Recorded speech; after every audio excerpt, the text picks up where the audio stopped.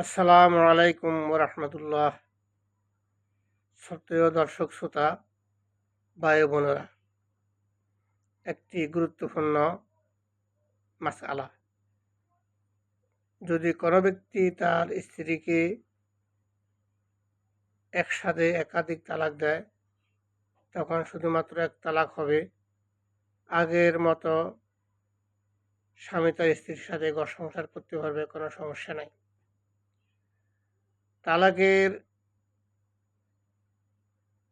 ইসলামসম্মত বৈধ নিয়ম হচ্ছে স্ত্রীকে 3 মাসে 3 তালাক দিবে, অর্থাৎ পিরিয়ড থেকে পবিত্র হওয়ার পর এক তালাক দিবে, আবার দ্বিতীয় মাসে পিরিয়ড থেকে পবিত্র হওয়ার পর এক তালাক দিবে, আবার তৃতীয় মাসে পিরিয়ড থেকে পবিত্র হওয়ার তালাক দিবে। এই মোট 3 তালাক হয়ে গেছে। স্ত্রীর সাথে চিরজীবনের জন্য স্বামীর সাথে সম্পর্ক ছিন্ন হয়ে গেছে। ওই স্ত্রীর সাথে আর ঘর সংসার করা জায়েজ হবে না, হারাম।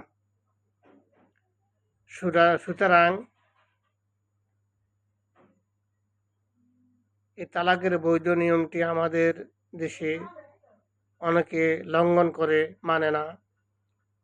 স্ত্রী স্বামীকে ডিভোর্স দিয়ে চলে যায়, অন্য জায়গায় বিবাহ বসে, বা স্বামী স্ত্রীকে ডিভোর্স দিয়া আবার বিবাহ করে, এগুলো সম্পূর্ণ হারাম। বিবাহ করা জায়েজ হবে স্ত্রীকে ডিভোর্স দিয়ে, কিন্তু স্ত্রী কিন্তু অন্য জায়গায়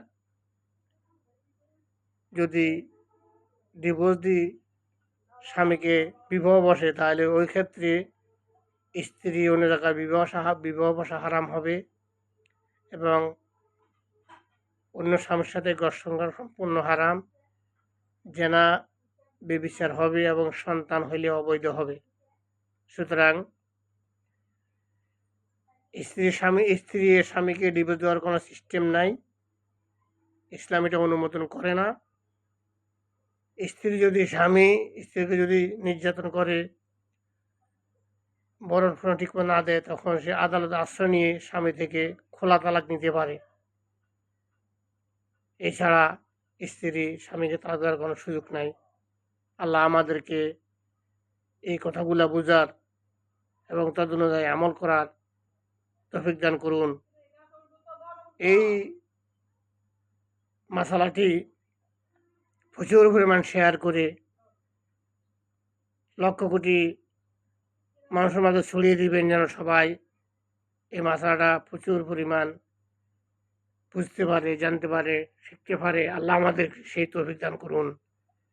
আল্লাহ হাফেজ, ফি আমানিল্লাহ।